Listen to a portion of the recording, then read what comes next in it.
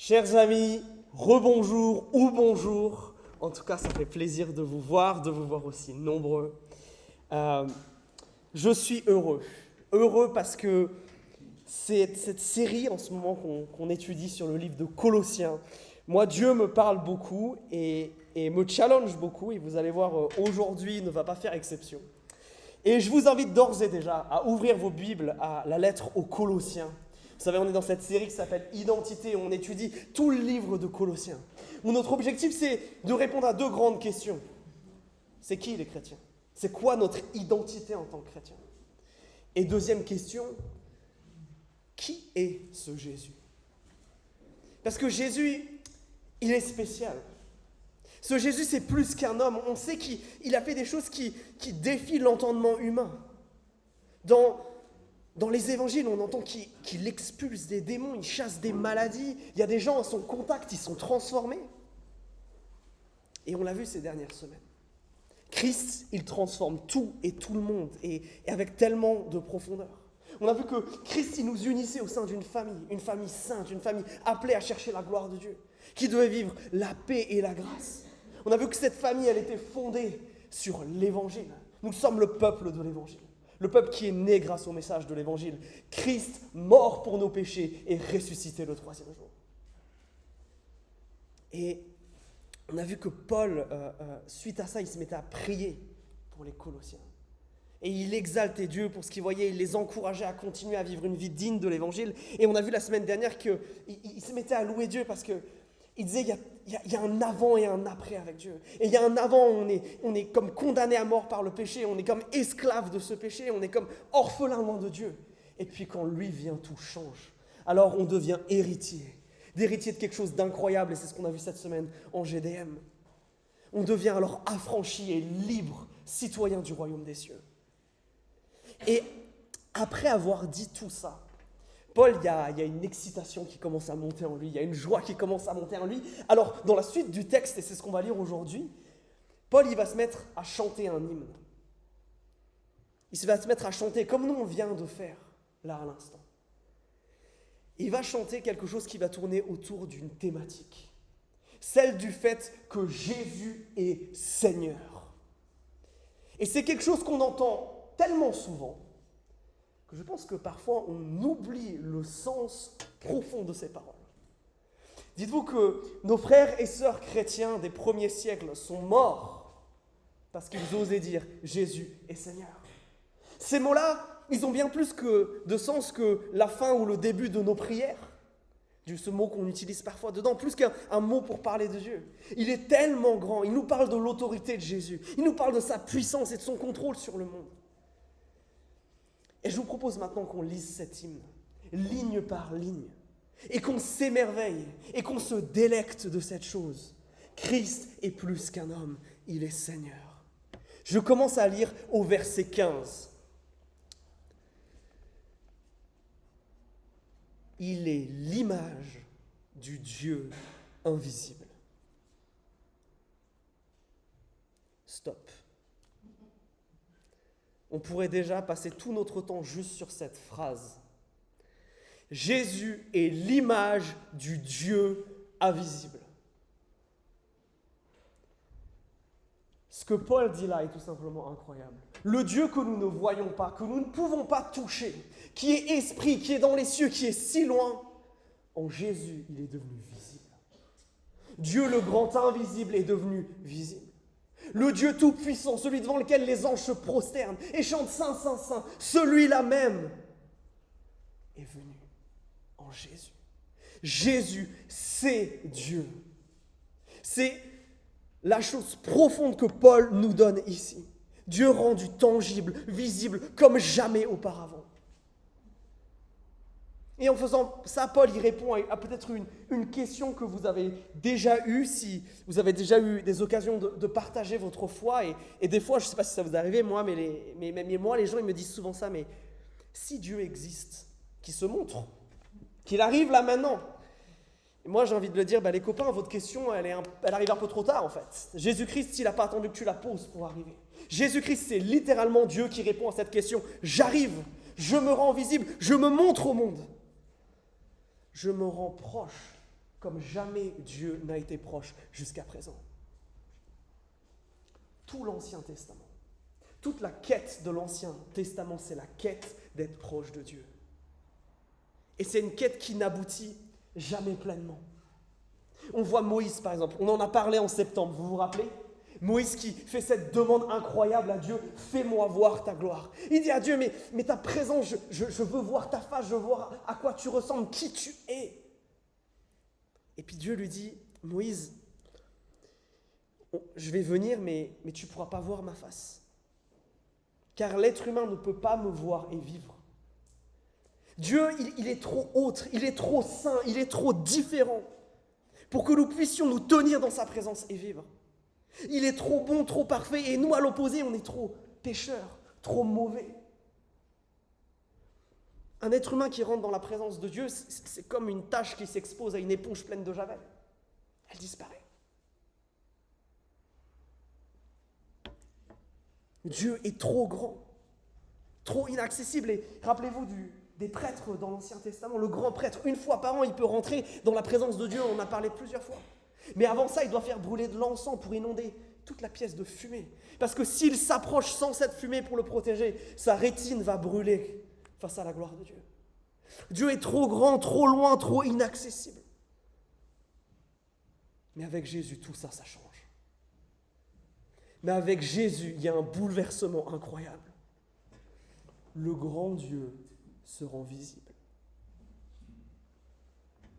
Et la Bible, elle a un mot technique pour parler de ça, elle parle d'incarnation. Le moment où le Dieu invisible devient visible. Où le Dieu qui est esprit devient homme en Jésus-Christ. Et vient marcher sur la terre. Et vient parler avec les gens. Et vient marcher avec les gens. Et vient vivre avec eux. C'est tout bonnement incroyable. Jésus est Dieu. Et il est venu sur cette terre pour faire quelque chose d'encore plus incroyable.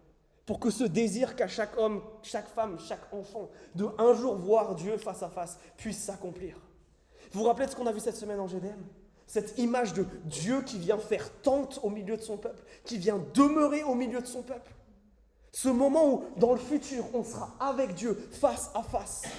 C'est le chapitre d'après dans l'Apocalypse, le chapitre 22 qui nous dit ça. Que nous verrons Dieu face à face. Jésus est venu pour que ça puisse être le quotidien de chacun d'entre nous. Pour que ça, un jour, chacun d'entre nous ici, nous puissions voir Dieu face à face. Incroyable. Incroyable. Et Paul continue, ligne suivante. Il est le premier-né de toute création. Alors là, on a un problème. Premier-né, quand nous, on pense à premier-né, on pense à l'enfant aîné d'une famille. Mais je crois que Jésus était Dieu. Comment il peut être le premier-né de la création ? Si Jésus, il est Dieu, il n'a pas de commencement, il n'a pas de fin, il a toujours été là. Comment il peut être le premier-né ? Ça n'a pas de sens. En fait, dans la Bible, ce mot-là, il renvoie à quelque chose de particulier. Le mot premier-né dans la Bible, la plupart du temps, il n'est pas utilisé pour parler d'un enfant qui est le premier de la famille, mais il est utilisé pour parler de la personne qui a l'autorité. Le premier-né, c'est celui qui a l'autorité. Et bien souvent, dans une famille, on confie un peu plus de responsabilité justement à l'aîné pour cette raison-là. Mais regardez un exemple de ceci. Dans le psaume 89, on nous raconte un peu l'histoire du roi David, vous savez, ce grand roi d'Israël. Et David, il avait plein de frères et sœurs, et c'était le petit dernier. Et regardez ce que Dieu dit. Dieu parle, et parle comme ça à David. Il dit « Et moi, donc Dieu, je ferai de lui, David, le premier-né, le plus haut placé des rois de la terre. » Comment ça, il fera de lui le premier-né ? Normalement, tu es premier-né ou tu ne l'es pas. Comment tu peux être premier-né ? Comment tu peux devenir plutôt ? Puis là, il ne dit pas par rapport à sa famille. Il dit plus haut que les rois de la terre. Pour vous dire que quand Paul dit ça, que Christ est le premier de toute la création, il ne cherche pas à dire que Dieu a créé Jésus, c'était la première chose que Dieu a créée. Non, absolument pas. Il cherche à dire quelque chose, c'est que Christ est souverain et Seigneur sur toute la création. Et ça, c'est particulièrement important. C'est particulièrement important parce que Une des caractéristiques principales de Dieu dans l'Ancien Testament, c'est qu'il est créateur. La différence entre le Dieu des Juifs et les autres dieux, c'est ça. C'est que notre Dieu à nous, il a tout créé. Les autres peuples, là, ils prétendent qu'il y a un Dieu qui a créé un truc et un autre qui a créé un truc. Non, non, non. Nous, les Juifs, on dit qu'il y a quelqu'un qui a créé absolument toutes choses. C'est notre Dieu, c'est Yahweh. Et quand Paul dit, ça c'est Jésus, il est enfin en train de dire Jésus est Dieu. C'est une autre manière de dire cela. Il applique, Paul, ici, la prérogative numéro 1 de Dieu dans l'Ancien Testament. La chose qui le rend finalement à part à Jésus. Paul crie, Jésus est Dieu. Jésus est Seigneur au-dessus de toute chose qui a été créée. Et ça, mes amis, cette affirmation, Jésus est Dieu, c'est ce qui sépare le christianisme de tous les autres monothéismes. C'est ce qui nous sépare du judaïsme et c'est ce qui nous sépare de l'islam. Jésus est Seigneur. Jésus est Dieu. Ce n'est pas un simple homme. Ce n'est pas juste quelqu'un qui a vécu un moment et ça s'est terminé. Non, Jésus est Dieu et c'est une conviction qui doit être chevillée au corps chez nous. Notre Jésus est Dieu, celui qui nous fait voir Dieu. Alors, qu'est-ce que ça, c'est censé changer dans nos vies finalement ?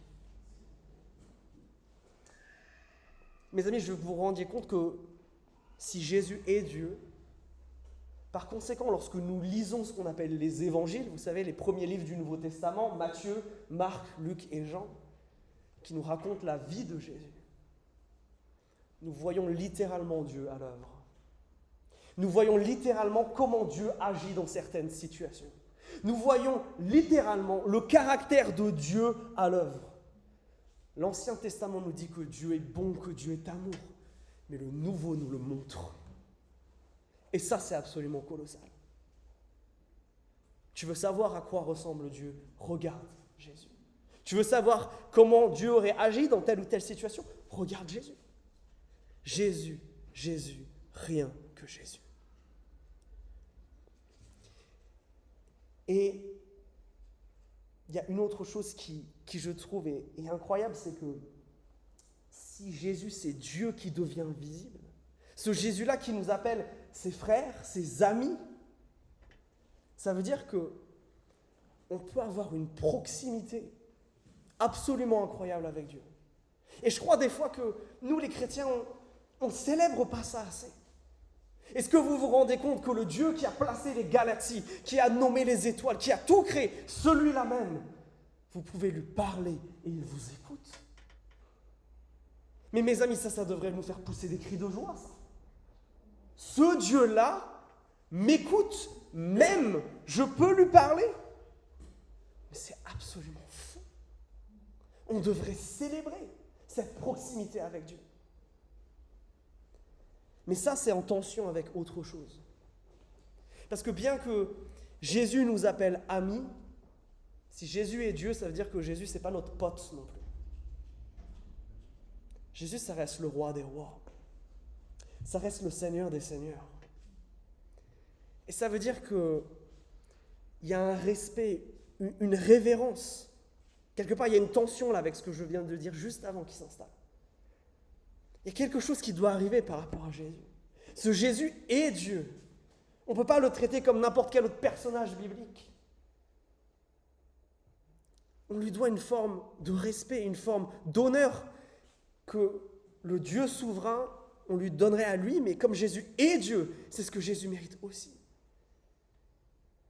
Jésus est Dieu et l'épître de Jacques nous dit ceci. Oui, d'ailleurs, les démons croient aussi que Dieu est Dieu. Et ils tremblent. Et ils tremblent de peur.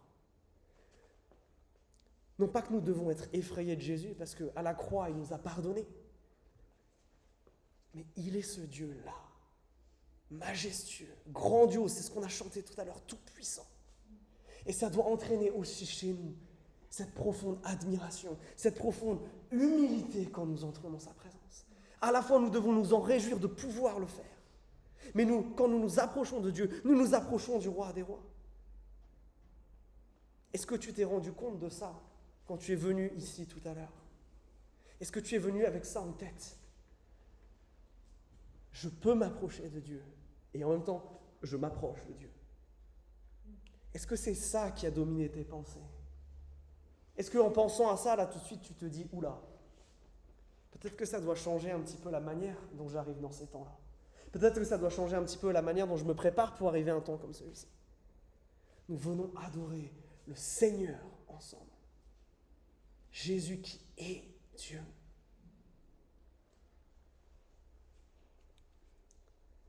Alors, dans l'Antiquité et dans le Moyen-Orient ancien, la question de qui a créé quoi et dans quel but, elle est centrale. Et c'est pourquoi Paul, maintenant, il va détailler ce qu'on vient de voir à l'instant là. Cette idée de Jésus et la création. Et il va nous montrer que Jésus, il est Seigneur, non seulement en étant Dieu, mais parce qu'il est aussi Seigneur de la création. Regardez, verset 16. Car c'est en lui que tout a été créé. Dans les cieux et sur la terre, le visible et l'invisible, trône, seigneurie, principat, autorité, tout a été créé par lui et pour lui. La structure de ce verset, c'est un sandwich. Sandwich, c'est 2 morceaux de pain avec plein de trucs au milieu. Ce verset-là, c'est la même chose. Le premier et la dernière ligne forment le pain du sandwich et tout le reste, la garniture. Il faut qu'on commence à s'intéresser justement aux morceaux de pain, au premier et au dernier verset, parce qu'ils nous disent en substance la même chose. Il y a 2 expressions importantes là. Tout ce qui a été créé, absolument tout, a été créé en lui. Tout a été créé en lui. C'est-à-dire en fonction de Christ. C'est-à-dire que tout au final dépend et est créé en relation avec Jésus-Christ. Il n'y a rien dans ce monde qui existe sans qu'il ait un rapport avec Jésus. Une autre manière de le dire, une autre manière plus précise, c'est ce que la dernière ligne de ce verset dit. Tout a été créé par lui et tout a été créé pour lui. Si tout a été créé par lui, alors ça veut dire que quand vous ouvrez vos Bibles à Genèse 1 et quand vous voyez Dieu qui parle et qui dit que la lumière soit, c'est Jésus qui dit que la lumière soit. Quand vous voyez Dieu qui contemple sa création et qui dit « ceci est bon », vous voyez le regard plein d'amour de Jésus qui dit « voilà ce que j'ai créé, c'est beau et je l'aime ». Tout a été créé par lui et tout a été créé pour lui. Et ça, c'est très important parce que ça implique que ma vie, ta vie, nos vies, là, elles ont un but. Si nous avons été créés pour Christ, ça implique que ta vie, elle a un sens. Ça implique que Dieu, il avait une intention particulière quand il t'a créé. Et ça, c'est fondamental. Parce que si on a été créé avec un but en tête, avec une fonction, avec une direction pour nos vies, alors ça doit changer énormément de choses. Parce que cette direction, ce but, cette fonction, c'est ce que vous avez marqué ici. Glorifier Dieu. Être créé pour Christ, ça veut dire être créé pour glorifier Dieu. C'est la raison pour laquelle Dieu vous a créé. Le livre a été créé pour être lu, l'ampoule pour faire de la lumière, la chaise pour qu'on s'assoie dessus. L'être humain a été créé pour glorifier Dieu.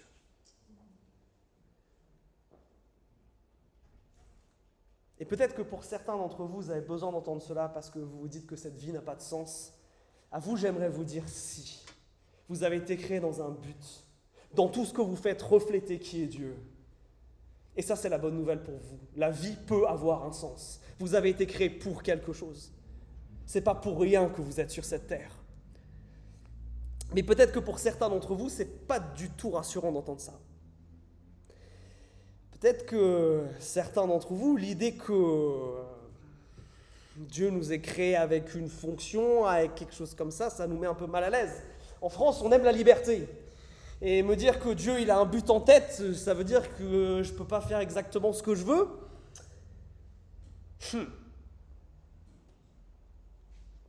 On a un Dieu qui est grand et qui nous laisse la capacité de choisir de vivre pour lui ou non. Mais je veux bien que tu comprennes quelque chose. Tant que tu ne glorifies pas Dieu, tant que tu ne vis pas ce pourquoi tu as été créé, tu survis, tu ne vis pas. Tant que nous ne glorifions pas Dieu, nous ne vivons pas ce pourquoi nous avons été conçus. Et en vivant ainsi hors du plan de Dieu, tout d'un coup, ça ne marche pas bien. Parce que quand nous ne vivons pas en glorifiant Dieu, c'est un rapport direct avec notre bonheur. C'est un rapport direct avec notre satisfaction. C'est un rapport direct avec ce sentiment d'être comblé ou non. Si nous ne vivons pas pour la gloire de Dieu, alors nous partons dans une quête de sens qui ne nous mènera nulle part. Un être humain qui veut vivre sa vie comme il l'entend, sans vivre pour la gloire de Dieu, c'est comme une voiture aux roues carrées, ça n'avance pas. C'est comme quelqu'un qui essaierait de manger de la purée avec un couteau, c'est dangereux et c'est pas efficace. Toi, comme le reste de cet univers, tu as été créé pour la gloire de Dieu. Et ça, c'est absolument fou. C'est absolument incroyable. Et Dieu nous a créés d'une telle manière que ce qu'il nous demande de faire, ce pourquoi il nous a créés, c'est exactement la chose qui va nous combler. C'est exactement en vivant pour la gloire de Dieu, en cherchant l'honneur et la gloire de Jésus-Christ, en cherchant à agir comme lui dans tout ce que je fais, que je vais être comblé, qu'importe les circonstances, qu'importe ce qui se passe autour, qu'importe les difficultés. Tout a été créé par lui, pour lui et en lui. Mais c'est pas tout. C'est pas tout parce que Dieu, c'est pas un Dieu qui s'est amusé à créer l'humanité, s'est amusé à créer ce monde et puis après s'est dit c'était sympa tout ça, je m'en vais faire un autre projet. Non. Regardez le verset 17. Pardon, j'ai sauté toute une étape avant de passer au verset 17. Je vous ai parlé de sandwich, on n'a pas étudié la garniture. On n'a parlé que des morceaux de pain. Il y a tout le reste de ce verset 16. Tout a été créé par lui et pour lui. Et c'est quoi ce tout ? Il y répond, c'est tout ce qui est dans les cieux et sur la terre. Ça veut dire quoi ? Tout ce qui est visible et tout ce qui est invisible.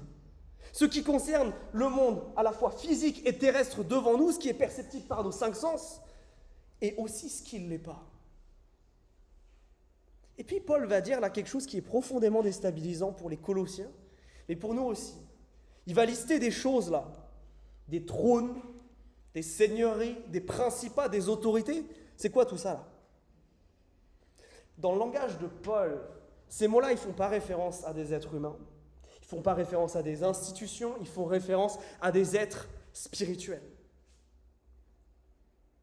Et Paul nous montre ici, du bout du doigt, ce qu'est la vision biblique du monde spirituel. Que Dieu n'est pas tout seul dans le ciel. Non, le ciel, il y a plein de monde, il y a plein de choses là-haut.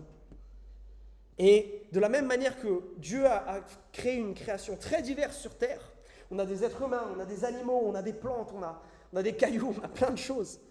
De la même manière, le ciel est aussi très divers. Et il semblerait qu'il y a des êtres qui ont une forme d'autorité, qui ont promu à une position d'autorité. Des êtres spirituels qui, eux aussi, a priori, ont une forme de puissance. Ok, ils sont peut-être responsables de peuple, de territoire, on ne sait pas trop. Mais même eux ont été créés en Christ, par Christ et pour Christ. Même eux ont été créés pour la gloire de Dieu, pour adorer Dieu, pour être sa famille dans les cieux, là où nous sommes sa famille sur la terre. Alors pourquoi Paul il dit ça ? Pourquoi il s'embête à parler de ça ? Nous, on aimerait bien qu'il parle un peu plus de nous, là, qu'il parle un peu plus de l'humanité. Pourquoi il parle de la création invisible ? Parce qu'il veut leur faire comprendre quelque chose. Tout autour de vous, Colossiens, vous entendez parler de choses spirituelles, il y a des gens qui adorent d'autres dieux, il y a des gens qui adorent des anges, il se passe plein de trucs. Mais même toutes ces choses-là, tous ces autres êtres dans les cieux, c'est pas un concours à qui va adorer Dieu et qui va adorer ces autres trucs. Parce que tout a été créé pour Dieu. Même ces choses-là, elles ont été créées pour adorer Dieu. Vous partagez en fait le même but. Et Paul leur affirme que le seul qui est digne d'être adoré, le seul être dans ce monde spirituel avec lequel les chrétiens de Colosse devraient être en relation et duquel ils devraient chercher le contact et la proximité, c'est Jésus-Christ. Parce qu'il est le Seigneur de cette création. C'est comme si Paul leur disait, pour prendre des exemples peut-être un petit peu plus proches de chez nous, ne perdez pas de temps à aller chez le magnétiseur, à aller chez le coupeur de feu, ou à prier les ancêtres. Ne faites pas ça. Parce que là, vous êtes en train de donner de la gloire à des gens qui ne sont pas moi, à des choses qui ne sont pas moi. Ça détourne cette gloire, ça vole cette gloire qui devrait aller vers moi, et vous la donnez à autre chose. Mais surtout, ces autres choses-là, elles sont censées, elles aussi, me glorifier. Donc non, vous ne perdez pas au change, surtout. Parce que les morts eux-mêmes doivent rendre gloire à Dieu. Parce que le saint qui a vécu une vie extraordinaire et que l'Église a canonisé comme quelqu'un d'incroyable, il a vécu sa vie pour rendre gloire à Dieu, pas pour que toi tu le pries, mais pour que toi aussi tu l'imites et tu rendes aussi gloire à Dieu. De la même manière, tes ancêtres ont été créés comme toi pour glorifier Dieu, pas pour que tu obtiennes des bénédictions en faisant des rituels et en les glorifiant eux. Non. Tout a été créé pour Christ. Quand nous nous éloignons de cela, nous nous éloignons de ce pourquoi nous avons été créés. Et je sais que toutes ces questions sur le monde spirituel, c'est des choses qui sont compliquées. Et du coup, pour le week-end d'Halloween, on va avoir un petit temps pour aller dans le détail, voir ce que la Bible dit sur ça, parce que c'est compliqué et c'est un poil bizarre. Donc vous pouvez noter dans vos agendas, on vous renverra un mail. Bon, maintenant j'arrive au verset 17. Tout a été créé pour Christ, mais pas que. Christ ne s'est pas arrêté après la création du monde. Regardez, verset 17, lui, il est avant tout. Avant, ce n'est pas une notion de temps. Avant, ça veut dire qu'il est le premier, qui a la première place, qui est à l'autorité. Il est avant tout. Et regardez cette deuxième phrase. Et c'est en lui que tout se tient. Tout se tient. Cette deuxième ligne, elle est particulièrement importante. Si Dieu, si Jésus n'était pas en train de tenir ce monde, alors ce monde s'écroulerait. Bien au contraire, sans lui, les lois de la physique qui régissent notre univers, elles s'arrêteraient, ça serait catastrophique. Si Christ ne tient pas tout en lui, alors l'univers qui s'étend constamment, juste à la bonne vitesse, s'écroulerait sur lui-même. Si Christ ne tenait pas, la terre, elle ne resterait pas sur son axe et elle dévierait, elle partirait ailleurs. Si Christ ne tenait pas, même les choses les plus infimes, alors ça serait catastrophique. Peut-être vous vous rappelez de vos cours de physique à l'école, et vous avez appris qu'il y a ces trucs, les atomes, là, les tout petits machins qui constituent un peu tout. Et à l'intérieur de ces atomes, il y a des choses qui les lient entre eux, ce qu'on appelle les liaisons covalentes. Si ces liaisons, elles n'existent pas, alors il n'y a pas de matière qui peut exister, tout s'évapore, tout part. Tout notre univers continue activement d'exister, parce que Christ le tient dans ses mains. Le centre de notre galaxie, ce n'est pas une grosse étoile qui s'appelle le Soleil, ce n'est pas la Terre, c'est Jésus-Christ. Christ tient activement tout dans ses mains. Et il continue de le faire aujourd'hui, malgré toutes les bêtises que nous faisons sur cette planète. Et une de mes professeurs à la fac de théologie, en enseignant sur un passage similaire, disait cette chose-là. Le fait de savoir que Jésus, il maintient toute la création en place, ça nous assure qu'il peut le faire dans nos vies. Si Jésus-Christ a la capacité de maintenir cet univers, de fait qu'il continue de fonctionner, alors qu'il est si complexe, alors qu'il y a autant de paramètres qui rentrent en compte, des choses que nous, on ne comprend pas, on a déjà du mal à prévoir la météo. Et encore, ça c'est juste ce qui se passe sur notre planète, c'est juste le temps. Mais imaginez à l'échelle de l'univers, toutes les choses qui interagissent entre elles. Il n'y en a qu'un seul qui peut tenir tout ça ensemble, c'est Jésus. Et s'il est capable de le faire, alors qu'est-ce que tu penses que ça veut dire pour ta vie ?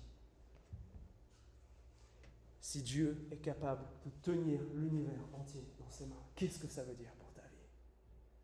Est-ce que ça ne veut pas dire qu'il est capable de faire quelque chose pour toi, dans ce problème-là, dans ce truc qui t'accable ? Est-ce que ça ne veut pas dire qu'il est capable de faire quelque chose pour toi, dans cette lutte contre ce péché-là qui t'embête ? La question, c'est est-ce que tu vas à lui ? On a vu tout à l'heure qu'on a le privilège incroyable de pouvoir parler à Jésus, de pouvoir parler à Dieu. Est-ce que ton premier réflexe, c'est d'aller en parler à la terre entière, de sortir un livre peut-être de relations d'aide, ou je ne sais pas, d'en parler à des gens? Ou ton premier réflexe, c'est d'aller à Dieu et de lui crier, mais viens-nous en aide?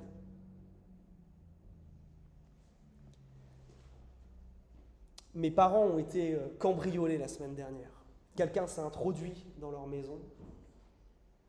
Et ça a été particulièrement difficile parce que cette personne s'est approchée à quelques centimètres de ma maman. Et mes parents auraient pu, dans cette situation, rester avec ça comme un traumatisme, avec ça comme un choc. Ce que mes parents ont fait, c'est qu'ils ont dit non, il y a un Dieu qui est plus grand. Ils ont pris le psaume 8. Et ce qui était incroyable, c'est que Élisabeth, qui a prié pour eux après, a cité le même psaume, qui dit « Je m'endors dans la sécurité, car c'est l'Éternel qui me protège. » Pourquoi je vous dis ça? Parce qu'on a un Dieu qui est capable de faire ça. Mes parents dorment très bien depuis. Pourquoi? Parce qu'on a un Dieu qui peut régler ces choses-là. Parce qu'on a un Dieu qui est, s'il est aussi grand qu'il peut tenir l'univers, alors tout le reste, ça devient rien pour lui. C'est facile pour lui.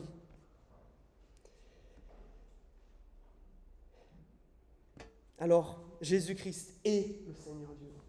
Jésus-Christ est le Seigneur de la création. Et enfin, Jésus-Christ est Seigneur de son Église. Et c'est ce qu'on va voir dans la fin de ce texte. Verset 18. Lui, il est la tête du corps qui est l'Église. Paul, ici, il utilise sa métaphore préférée pour parler de l'Église. Il aime beaucoup parler de cette idée que l'Église, c'est un corps. Parce qu'un corps, c'est composé de plein de parties différentes et qui travaillent d'une manière harmonieuse. C'est comme l'Église. C'est plein de gens totalement différents que Dieu a mis ensemble. Mais un corps, ça fonctionne parce qu'il y a une tête, parce qu'il y a un cerveau qui envoie des ordres, des impulsions électriques, il y a des neurones et il y a tout ça. Sans le cerveau, le corps humain ne fonctionne pas. De la même manière, l'Église sans Jésus-Christ, qui est la tête de ce corps, ne fonctionne pas. Et ça, c'est tellement, tellement, tellement important. Parce que l'Église, c'est constitué des gens qui peuvent dire « Jésus-Christ est mon Seigneur. Moi, je choisis de vivre pour la gloire de Dieu. » Et l'implication de ça, il y en a deux et elles sont très concrètes. Si nous sommes l'Église de Christ, si Christ est notre Seigneur, alors c'est son opinion, c'est ses préférences qui passent avant les nôtres. Qu'est-ce que ça veut dire ça concrètement? Qu'on ne veut pas faire les choses à l'Église parce que ça nous plaît, parce qu'on trouve que c'est pertinent, parce que c'est bien. Non, on veut les faire parce que Dieu aime ça en premier. Pourquoi nous louons en levant les mains, en donnant avec passion comme on le fait? Parce que c'est ce que Dieu nous demande. Dans les psaumes, il nous dit de lever nos mains, il nous dit de l'aimer avec tout notre cœur, tout notre être, toute notre pensée. Ce qui doit diriger l'Église, c'est ce que Dieu veut, pas ce que nous voulons. Et quand Dieu a des préférences, nous devons les chercher. Par rapport à ça et de manière très simple. Montrer que Jésus est le Seigneur de l'Église, ça passe pour le chrétien par le baptême. Chrétien, si tu n'es pas baptisé, qu'est-ce que tu attends? Parce que c'est cet acte qui montre que tu dis devant les hommes et devant les anges que Jésus est ton Seigneur. Un chrétien ne peut pas ne pas se faire baptiser dans sa vie, ça ne marche pas. Ce n'est pas cohérent quelque part. Autre chose, si Jésus est le chef de l'Église et que nous devons vivre pour la gloire de Dieu, nous qui sommes baptisés, ça doit changer radicalement notre attitude par rapport au péché. Mes amis, notre Sauveur est mort sur une croix à cause de nos péchés. Qu'est-ce que le péché fait encore dans nos vies? Si Jésus-Christ est notre Seigneur, c'est ce qu'on a vu la dernière fois, on a été transféré de ce royaume de ténèbres à son royaume de lumière. Qu'est-ce qu'on va encore faire dans l'esclavage du péché? Mes amis, nous devons nous révolter contre notre propre péché. Pas contre le péché du monde, là, les infos s'en chargent très bien. Rebellons contre le péché en nous. Pourquoi tu pêches pendant tant et tant d'années encore? Pourquoi tu continues dans ce péché-là? Jésus-Christ peut t'aider. Quand est-ce que tu mets ce péché à mort? Quand est-ce que tu le crucifies à la croix? Jésus-Christ est Seigneur, ça veut aussi dire ça. Que tu rentres en lutte contre ton péché. Et la bonne nouvelle, c'est la suivante. C'est que Jésus-Christ va t'aider à t'en débarrasser. Et même si tu retombes, Jésus-Christ est toujours prêt à te pardonner. Ça, c'est notre Dieu. Enfin, si Jésus-Christ est le chef de l'Église, ça veut dire que le chef de l'Église, c'est pas moi, c'est pas Jérémie. Le chef de Vertical, c'est aucun d'entre nous. Le chef de Vertical, c'est Jésus. Et ça, c'est tellement important, parce que quand notre loyauté, elle est plus grande pour les hommes, ou pour notre logo, ou pour notre bâtiment, que pour Jésus-Christ, là, on court à la catastrophe. Mes amis, votre loyauté, elle est pour qui? Est-ce qu'on aime cette Église plus qu'on aime Jésus-Christ? C'est une question tellement importante. Est-ce qu'on aime notre Église plus qu'on aime Jésus? Notre loyauté ne va qu'à Jésus. Ne mettons pas les autres sur un piédestal. Ne faisons pas des autres des super chrétiens. Il n'y a qu'un chef de l'Église, c'est Jésus-Christ.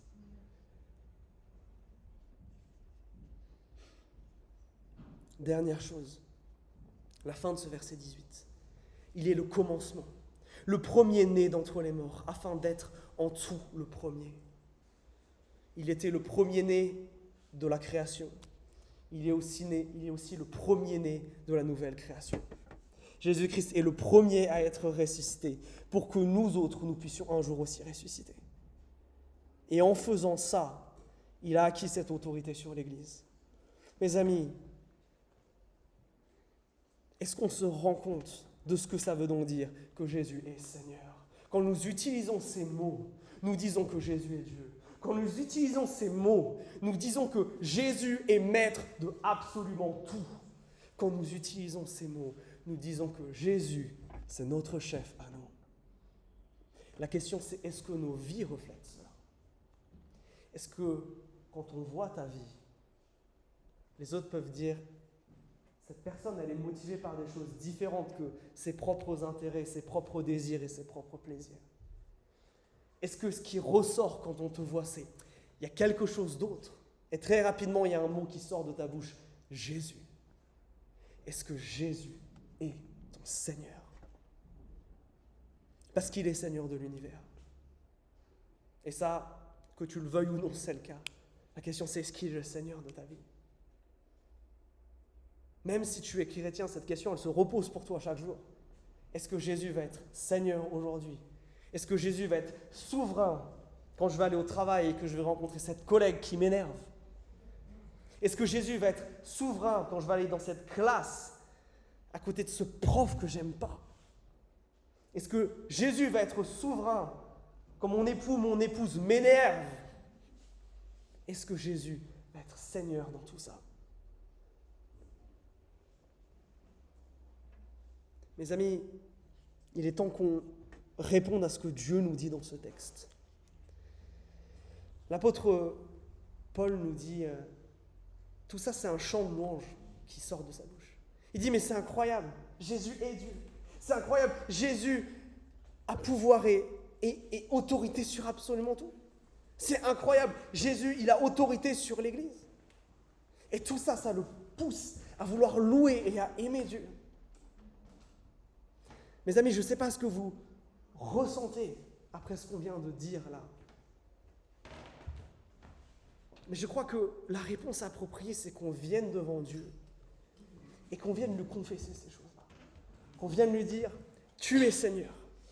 Ouais, c'est vrai, c'est objectivement vrai, tu es Seigneur. Et même s'il y a des fois dans ma vie où ce n'est pas le cas, ben je veux que ça change. Je veux qu'à partir de maintenant, tu sois le Seigneur. Les amis, on veut chanter que Dieu est majestueux, que tout a été créé par lui, pour lui, qu'il est souverain, qu'il est tout-puissant, qu'il est saint, et que son nom est Jésus.